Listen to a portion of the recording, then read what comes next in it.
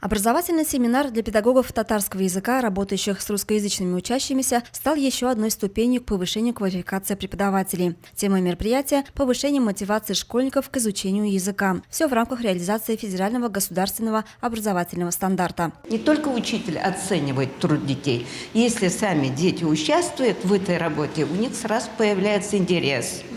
Желание, мотивация. Вот эта проблема мы постараемся сегодня осветить. Автор семинара – заслуженный педагог Республики Татарстан, доцент из Набережных Челнов Роза Хайдарова. Вот уже на протяжении 30 лет она является автором методических пособий и учебников, которые активно применяются педагогами, в том числе в школах Нижнекамска и района. Ее методика обучения русскоязычных групп татарскому языку неоднократно подтверждала свою эффективность. В основе лежит коммуникативная деятельность. Мы учитываем сферу общения учащихся.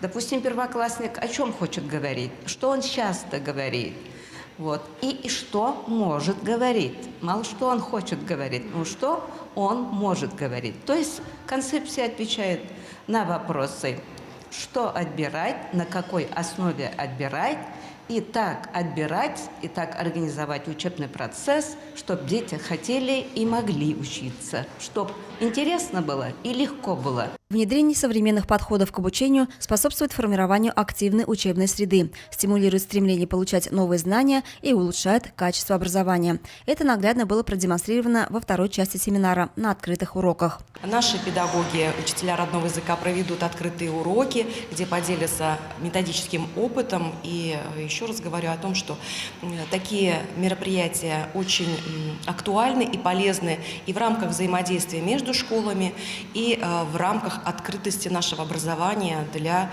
всех наших педагогов Нижнекамского района. Гульнас Ябарова, Булат Диганшин, новости НТР.